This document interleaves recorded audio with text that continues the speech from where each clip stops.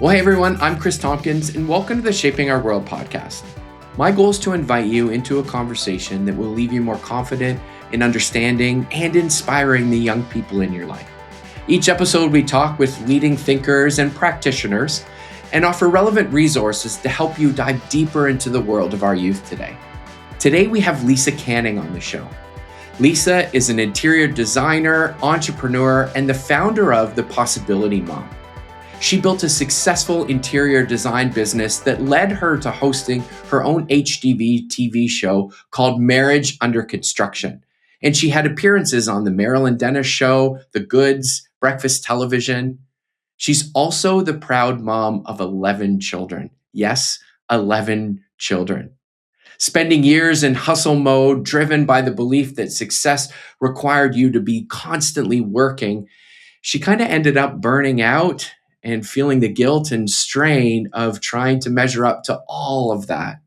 Then she made the radical shift and started The Possibility Mom. Through her book of the same name, speaking engagements, and coaching opportunities, she now helps other moms simplify their lives, reduce feeling overwhelmed, and letting go of that constant guilt. Her core message is this: motherhood doesn't have to be this hard. It's possible to pursue your dreams and be a great mom without losing yourself in the process. She's passionate about helping women design not just beautiful homes, but a more sustainable, joyful life. Can't wait for you to hear our conversation with Lisa and all the insight she's gained from her career and her life and parenting 11 kids. So let's dive into our conversation with Lisa. Oh my gosh, I'm so happy to be here. Yeah, excited for this conversation. We asked most of our guests this question based off of the title of the show. What shaped your world when you were growing up? What are the big influences in your life? My parents raised us with this belief that we could do anything, and that absolutely carried forward, in my childhood and into my adulthood. Yeah. I wrote a book called The Possibility Mom, and it was very much because I think that drumbeat of what is possible, can you dream bigger, was very, very present in my life growing up. Yeah, that's amazing. And what shapes your world today, like personally?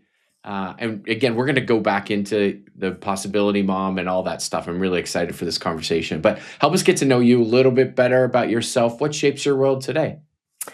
What shapes my world today is my 11 kids. That is probably the most. Sorry, you said 11. 11, yes. 11. Okay. Yes, sir. 11 children. So Okay. I've got my oldest is 17 Yeah. and my youngest is just about to turn 1. Yeah. And so they shape my world in many different ways. Very practically speaking, that's a lot of, knocks on the door. That's a lot of places to be and a lot of needs to be met.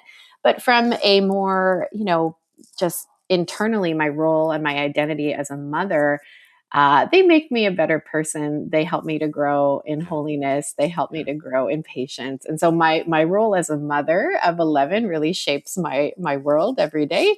Yeah. I am a wife of almost 20 years, and I am also very much shaped by coaching and speaking. So I primarily speak to Catholic women who are pursuing something big in their lives. They feel like the Lord has called them to something. For many of them, it's business, it's entrepreneurship. And for many of them, it is simply how to get through the day without yelling at my kids. And so that shapes very much my activities, coaching and speaking and writing for this audience. That's amazing. And that kind of coaching work that you're talking about, how do I get through the day without, a mom of 11 kids, when you speak, I think people probably listen, because I'm imagining a lot of moms out there particularly leaned in a little bit when they heard how many kids you have under the age of 17. So really looking forward to diving into your story and all the insights that you've gleaned from what you do. And I kind of want to start with that. You had like a dream career, show on HGTV, momentum in the design world. At the same time, you're raising a family. Can you take us behind the scenes in kind of that early days when you were, working in career world and raising a family at the same time? What was that like? So, as I mentioned, I was raised with this real, you can do anything. And so I kind of gave anything I got into a lot of energy, a lot of attention. I wanted to do well at anything I did. And it was interesting because I viewed my career in television. I hosted an HGTV show. I Yeah. worked in front of the camera and behind the camera for many years. So I gave that everything. I did my very best to, show up on time, learn everything I could, really like get the most out of that experience. Yeah. And then I would say I did the exact same thing as a mother, and a faith-filled mother. I really looked to the influences of a lot of the moms I had around me who were doing really cool things with their kids. Many of them were homeschooling before it was cool to homeschool. You know what I mean? Like Yeah. I had many of those influences around me. And so I was trying to do both of those things really well. There was also a part of me that was trying to please everyone. So there was a part of me that was trying to live up to these expectations of the directors in my life, the television executives who were around me and encouraging me to do certain things and for my life to look a certain way. And then I was also trying to live up to these unspoken expectations, to be honest, and sometimes spoken of people in my faith community, of people around me who were, saying things like, you really shouldn't be working. And it was just such an interesting dance and tension.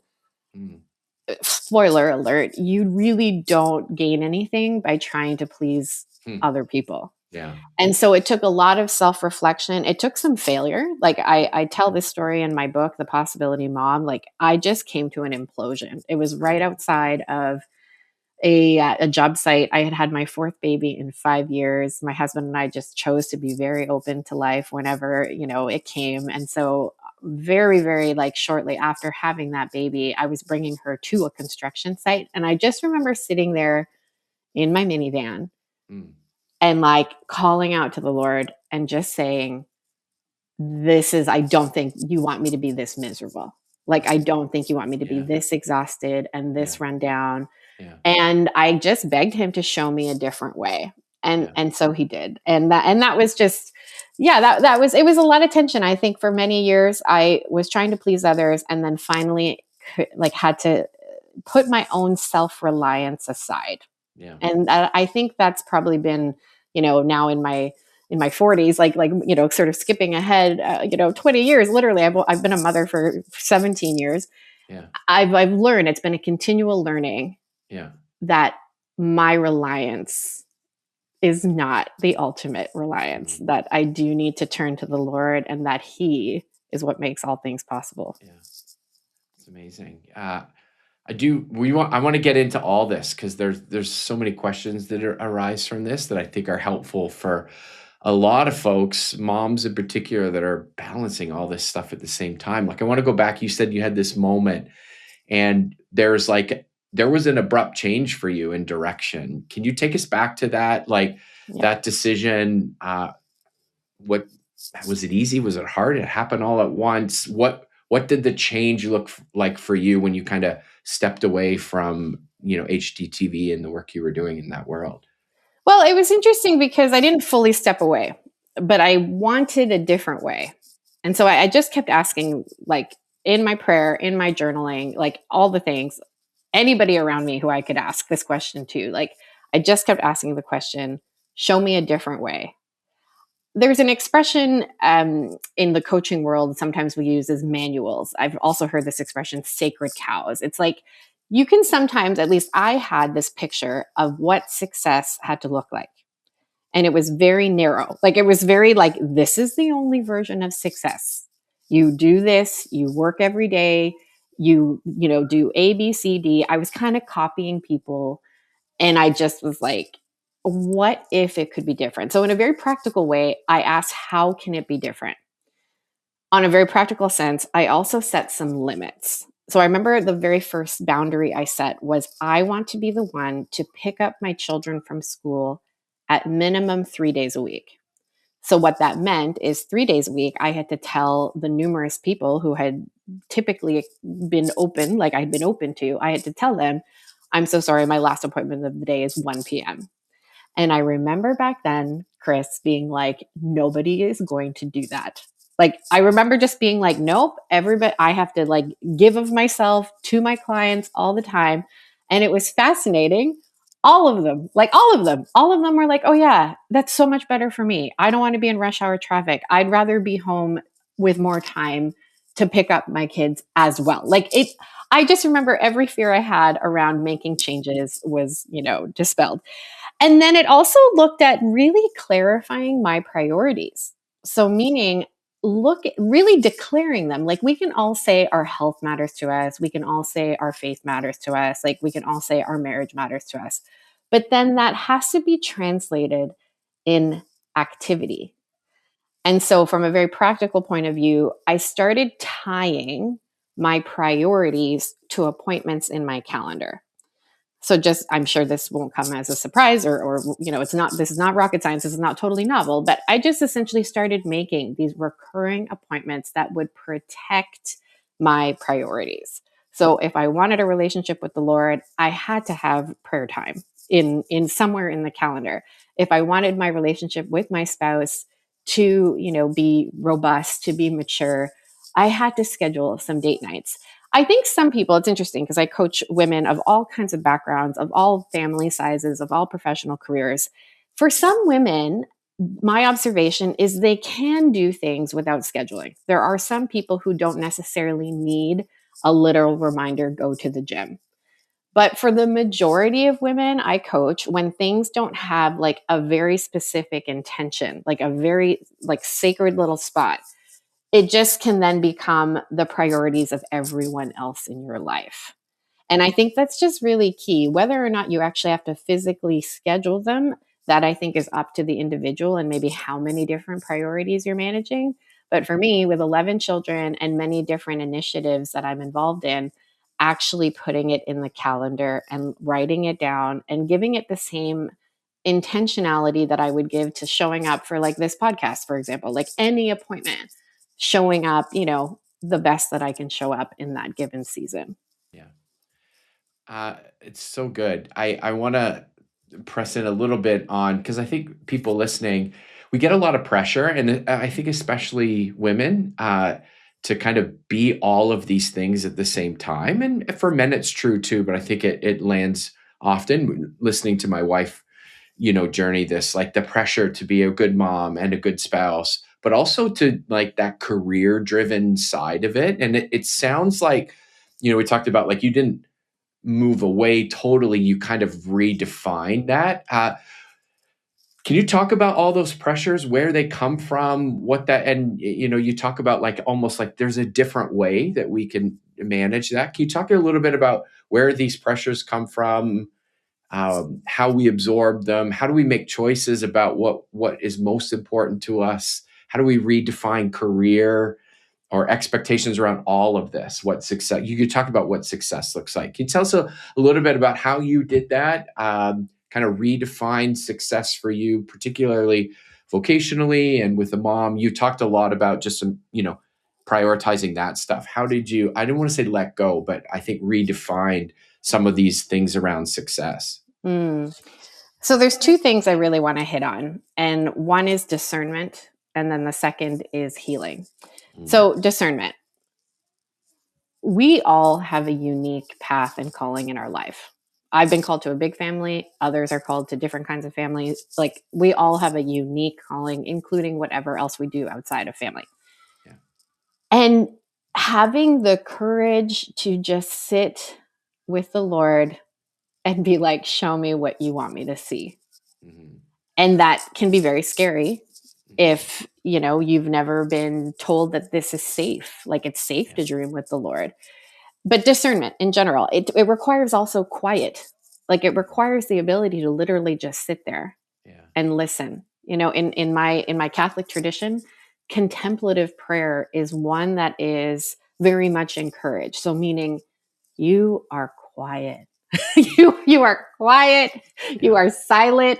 You it's sometimes extremely difficult for me to do, but just so that you can literally hear his voice. So and I think we learn what the Lord's voice sounds like literally through practice. But we have to give ourselves that space to Mm-hmm. sit and listen and discern, is this my voice, is this his voice? So number one, discernment. Number two is healing. And I Mm. think for me, this was the most important element when it came to redefining success for myself. We all grow up with parents who do their very best. Yeah. And we all, for the most part, I'm making some generalizations, but for the most part, many people grow up with teachers and mentors and friends and siblings, like, who are well intended, right? But of course, we're all human, and things can happen that then build our self concept that perhaps is not exactly, your true self. Like, meaning there is a you that is meant to really come out, but comments from parents, comments from teachers, trauma of various kinds can obviously impact then how you start to view yourself. Yeah. And so for me personally, failure was really hard. And so I kept looking at, well, no, this is like what it looks like to be a successful interior designer, a successful HGTV personality. It must look like A, B, C, D, E, F, G. And that's it. Yeah. And it took me a lot of time, therapy, healing, counseling, like literally all the modalities. Like, I have done so many different modalities to help myself just heal, to understand that it can look different. Yeah. And so for me, it was becoming a little bit more comfortable with failure. Yeah. It was also healing from, unrealistic expectations that I was imposing upon myself, all very much related to failure. Yeah. And it looked like just being more gentle. And for listeners, like, your versions are all going to be different. This was just my healing journey. But to recognize that you might be influenced by these voices, by these concepts that you actually don't want to live by. Right. And again, having that courage and that ability to just pause, reflect. Am I actually living a life defined by what I think success is? Or am I living it based on someone else's definition of success? Yeah. And that was really important for me. Yeah. So good. I want to press in just a little bit, Lisa, on this, because I'm resonating with what you're saying. I do know, even for myself, to find that time in a really busy world is really challenging. And I know you talk about, like, setting boundaries. I love what you were saying about, like, certain times you won't have meetings after that, what we say no to. But I want to kind of zero in on this. Like, how do we structure? I mean, there might be a really easy answer, Lisa, but how do we structure our time, our world, so that we can? I think people would say that's great, and even have, like, some aspirations to do that, but then life just gets going, right? And we keep going, and we say yes to things, and we get to the end of the week, and we're like, oh, I haven't had that time. What would you say to encourage us as listeners, myself included, to go, how do we kind of prioritize that time to do what you're suggesting is really important to making sure we know we're on the right track, we're heading in the right direction, we're spending time in the things that we value the most?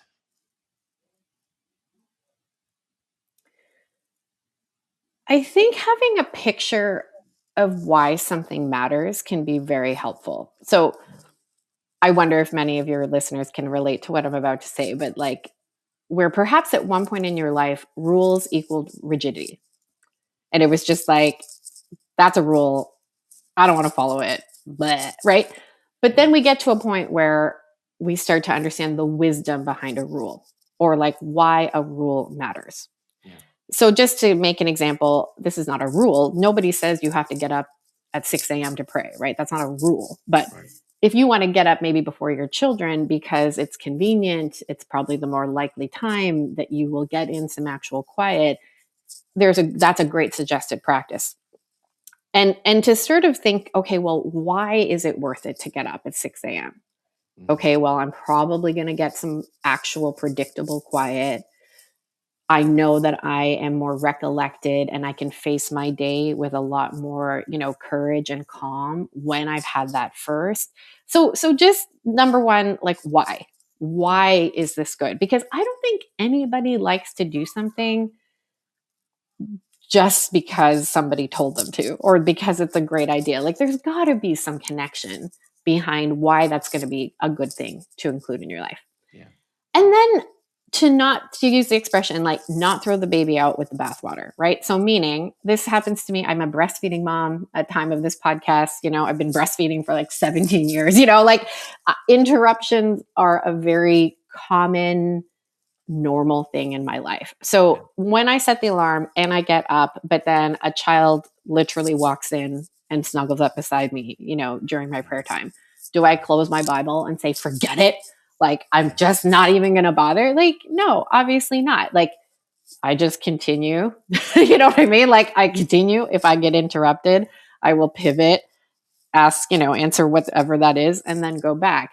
I might be painting it like it's oversimplified, or like, that's great, Lisa, like that works for you, but that would never work for me. But the point I'm trying to make here is that we also don't have to make it an idol.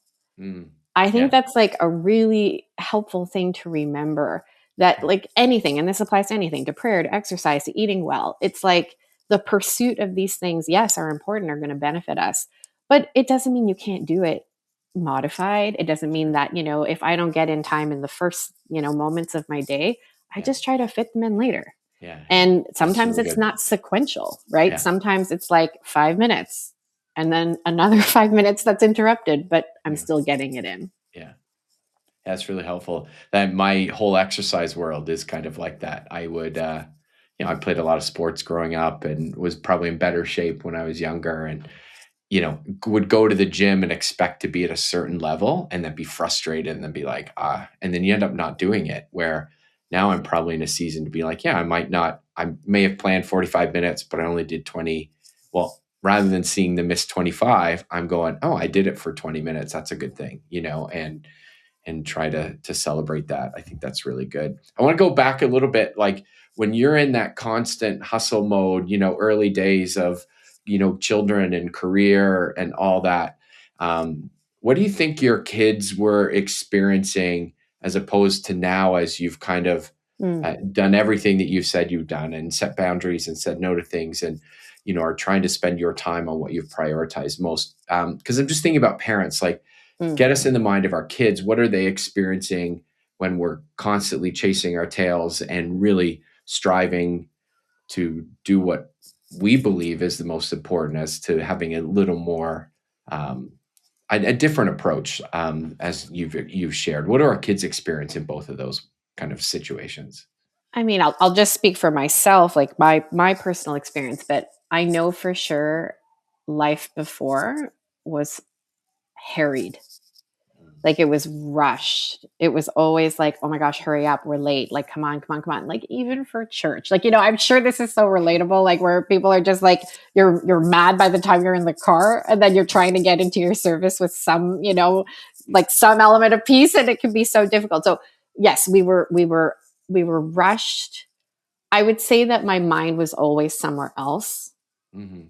Because there was just always something else to build. There was always something else to do. And I would say that my children experienced a mom who couldn't self-regulate.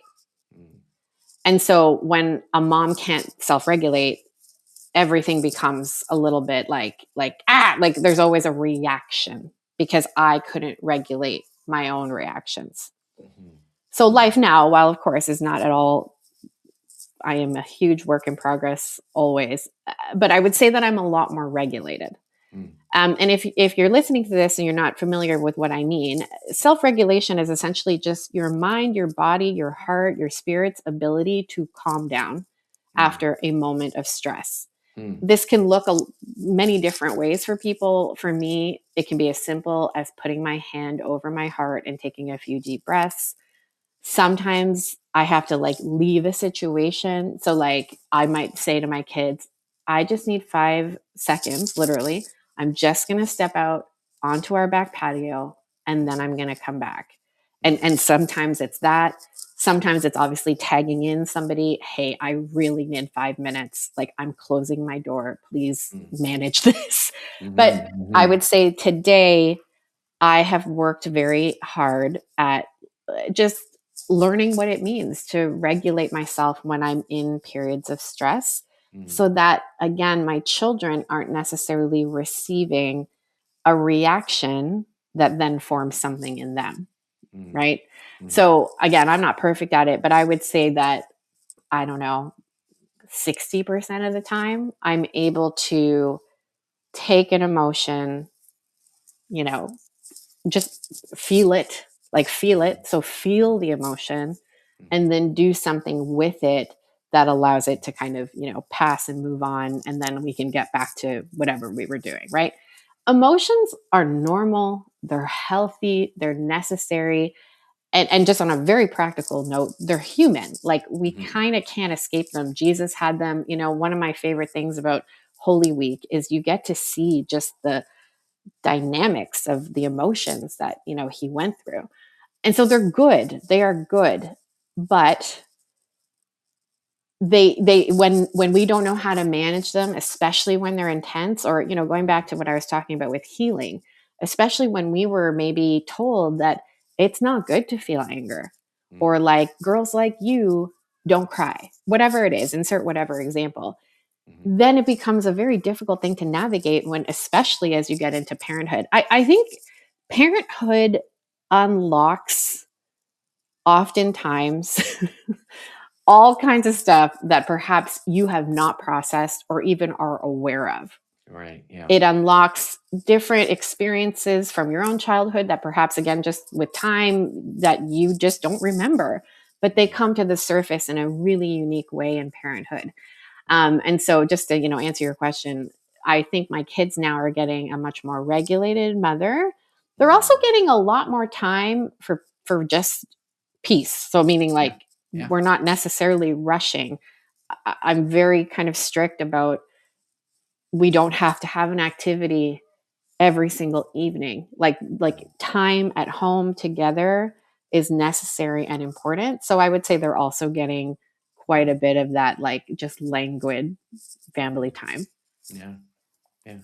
What do you think that does for them in their like own development and how they, because they've obviously the older ones particularly have kind of watched you and see how you're prioritizing them. What do you think this experience of like what you're just sharing does for them? Why is this kind of important for kids to experience a balanced, not slow. I don't want it to just sound like everything's slow, but more intentional experience of aligning our time with values and what's most important. What do you think that does for kids growing up in an environment like that? Children, I am not a child psychologist, so just FYI, like Oh, this you've is got all. 11 kids, so you are a bit of an expert. So, But what I've come to really understand about children is how much they learn their own self image, their own self concept, just what it means to be them and to be safe to be them yeah, is so much learned in the home. yeah, And we could talk for hours, Chris, on that, just that alone. We yeah, are all incredible, unique human beings. Like yeah, the Lord has something so unique for every single human being on mhm, this planet. But that fostering of that flourishing of that human begins at home. yeah, Home is always where a child is going to come home and say, this coach was mean to me, I'm so upset, or this happened, in class and I don't know what to do about it. Like that gets processed at home.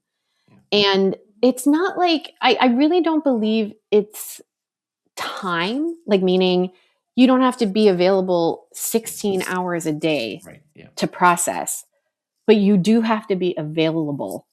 mm, Like at some point a child needs to know my mom is available for me. Again, so it doesn't have to be 16 hours of the day. And in fact, that's actually really detrimental. And that's a mhm, whole other podcast. I've yeah, coached a lot of moms who can't think they don't think they can steal away for anything for themselves. That's a whole other topic. But a child does need to know it's safe for me to be myself. And my parents, my home gave me that environment. yeah, And it's pretty essential. yeah. How do you? I'm just curious. This isn't one of our questions that we've primed, so sorry about that.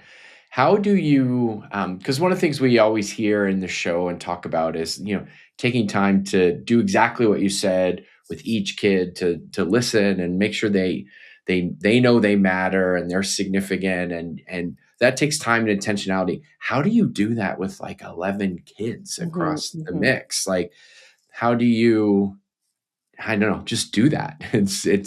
I think that's probably, I'm really interested to know.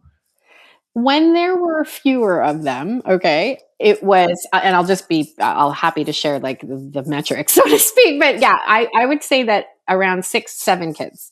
6, 7, I can't believe I just did that, oh my gosh. My teenagers would be so I I know my daughter would be so proud. I also just learned like Gen Z language just recently, like what aura means and what. Anyway, I can't even. They were like, "Yeah, mom, the kids also you have like high aura." I was like, "What? Like, what does this Yeah. even mean?" To Anyway, our producers and editors, that's the clip that should go on Instagram.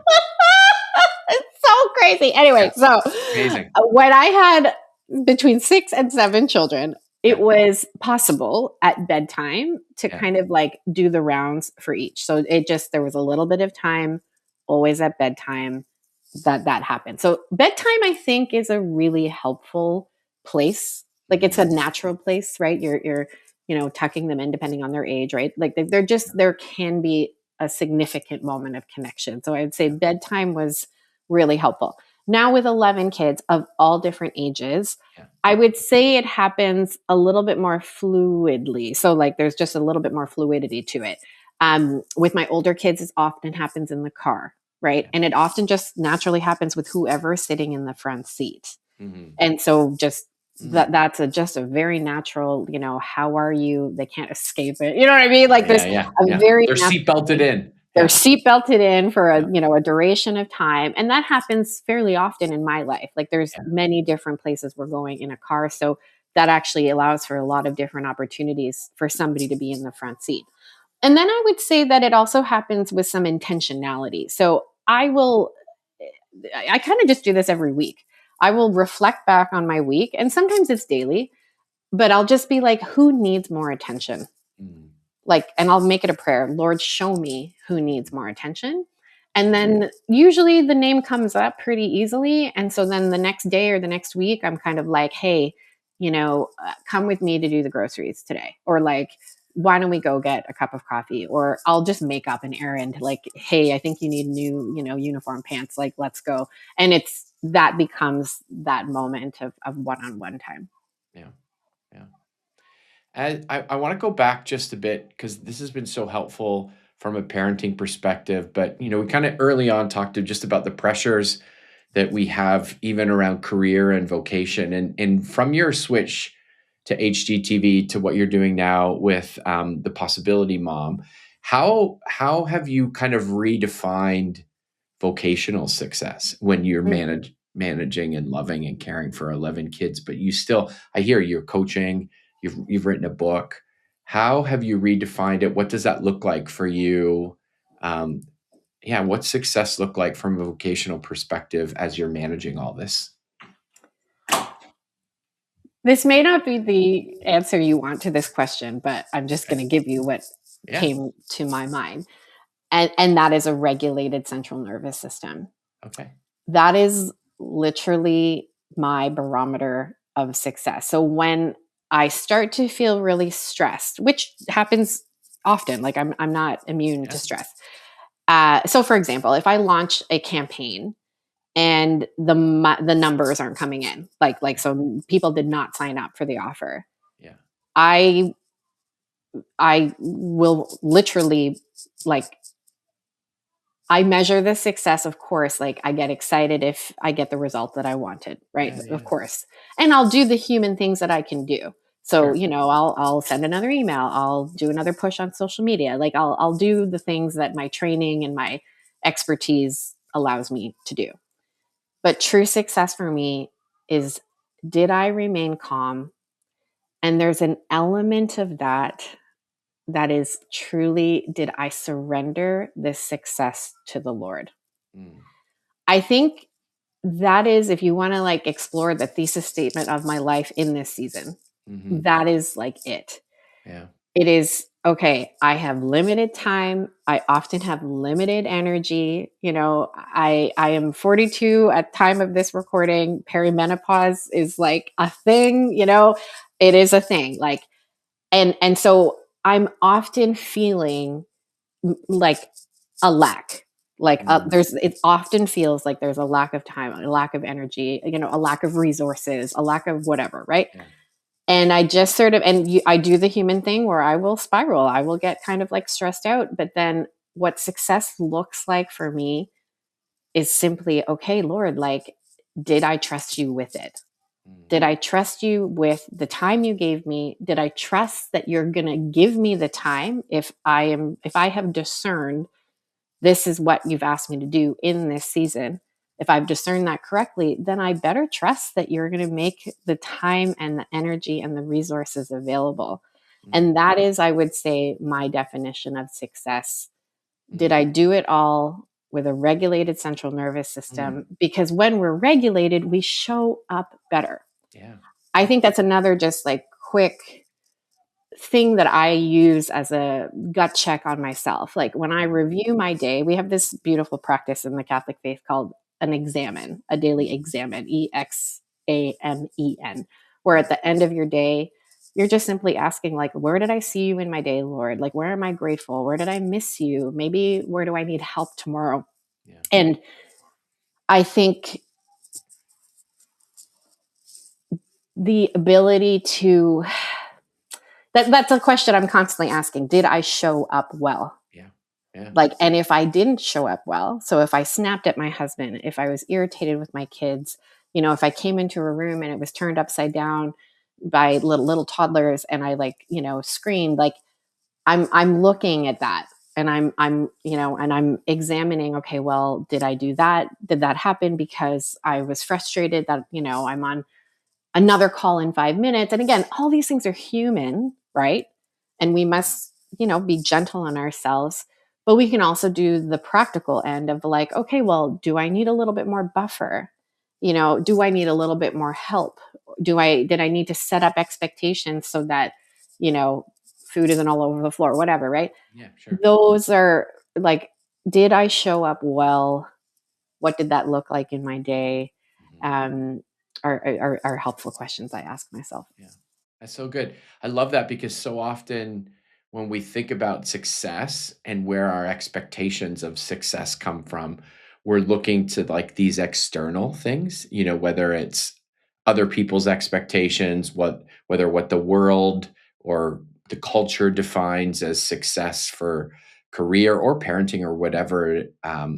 I love that you just kind of flipped that up and said, actually, success is kind of internal and it comes from how I'm experiencing self regulation, how I'm experiencing this thing that I'm doing, what's it doing in me. I think that's I'm going to think about that for a while because that is a really unique way to approach it because I might have thought your answer would have been like, oh, I just redefine what these external expectations are and I recalibrate the metrics and I have a different measurement. But you're going to a whole new level of different measurement, which I think that's really thought provoking and I think really good for all of our listeners and myself to kind of ponder and go, okay, yeah, like there's a different question, for me to ask when I'm, trying to navigate, why does this feel off? Or am I doing too much? Or is this the right thing? Is to have that kind of question, internal I'll question. just say this briefly. I think we are all called to holiness. So like we're all called to grow and be more in union with the Lord. Mm, But I think we do that in very different ways. So some of us are going to be called to do that in homeschooling and, primarily stay at home parenthood. Some of us are going to be called to that uniquely, in that we're caring for an aging parent or we're caring for a child with special needs. Like there are going to be many things that grow and shape and stretch us and call on us to rely on the Lord like mm, more. And mm, and I think for some of us it is entrepreneurship. For a lot of the women I coach, it's business. And for myself, I think it's like, yes, I've experienced external success. Like, I've experienced some of the things that come with building, a coaching business. I have experienced that, but it's more, I think, about like, how do you recover Mhm. when you did something and it failed? Or Mhm. how did you navigate when you were really excited and it just didn't happen, Yeah. like, and the word disappointment is such an interesting one, I think, for Mhm. people to reflect on. Yeah. Like, disappointment, Mm. off of your appointment. Mm. And so, just like, really, what is there for me to learn in this, Lord? I didn't get exactly what I wanted, but what do you want me to learn? And sometimes that's truly where the goal, the success, the thing that no one else is going to see, that development of interior virtue, development of a deep interior life where you are talking to the Lord and where you are learning, yes, I can trust you with absolutely everything.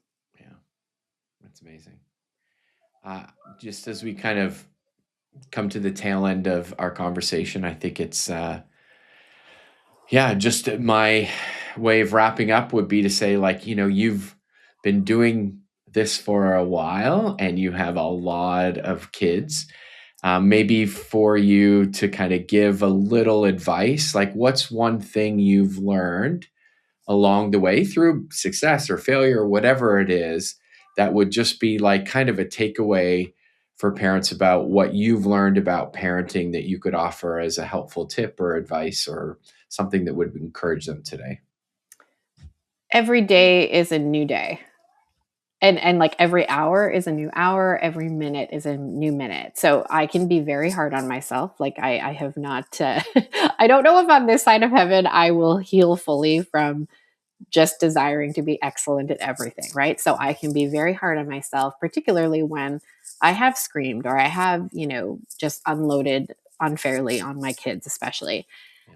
And I just sort of, like, many things can be solved by going to bed. You know what I mean? Like, Yeah. taking a bath and going to bed. Like, many things can be solved for adults and children alike, right?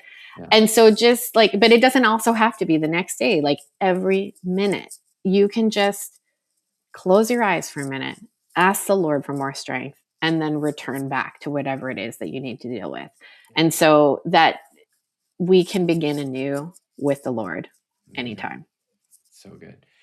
That's kind of about like for us as humans and parents. Is there any kind of thing you've learned or thing you do in your home with your kids, like something Mm. that parents could kind of take as like a, you talked about boundaries, saying no. Do you have traditions, things that you think of, man, this has worked really? Because I'm like, man, if you can get some things that work really well when you're managing 11 kids, there's other families out there be like, great, give me those things, pointers, tips I can do with my kids to help them thrive in whatever they're doing. I know us as parents, how we show up is really important, but is there something you can specifically offer for parents or adults that care for kids that we could do with kids that they could feel the impact kind of immediately?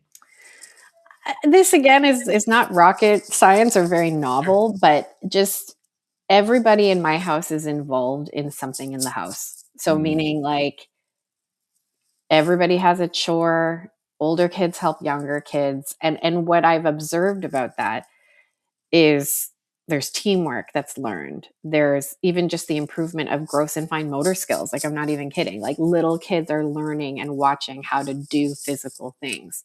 Yeah. And there's a we're meant to live in community. I have a unique one in a large family, but even in a smaller family, like, we are meant to do things with people, for people. Contribution to others is such a gift, and that Yeah. can look so different in every dynamic. So I would just simply say, like, kids can be involved Yeah. in anything, whether it's house chores or even the most, complex of, like, ministry opportunities. Like, just involve your kids, give them jobs, and see what happens when they're invited to collaborate. Yeah. So good. Thank you. Incredible conversation, Lisa. Really inspiring story. parents or anyone listening can pick up your book, The Possibility Mom, I would imagine at Amazon and wherever you can get books. But if anyone's listening, like, man, speaking opportunities, coaching, how could they find you? Where would they go online to get a little more information about what you do in that world? Come along the adventures of 11 kids on my Instagram at Lisa Canning. And then my website, lisacanning.ca, is where you can learn about booking me as a speaker, hiring me as your coach. I've got online opportunities and one-on-one opportunities, and it's a great gift. I'm grateful for the opportunity to coach women. Amazing. And listening to you today, I'm sure you do a fantastic job at that. So thank you for being willing to share your story today and for inspiring us and even giving me some things to think about too as we head off into the magical world of parenting and investing in young people today. Thank you so much, Lisa. It's my pleasure. Thank you for having me. Well, that's it for today's episode. If hearing from Lisa Canning encouraged you to think differently about motherhood, balance, and what it looks like to pursue your dreams without burning out, head over to muskokawoods.com. There you'll find a blog post with key takeaways from this conversation and a link to listen again. Don't forget to subscribe to Shaping Our World and share this episode with a parent, especially a mom, who's feeling the pressure of doing it all and could use a reminder that there's another way.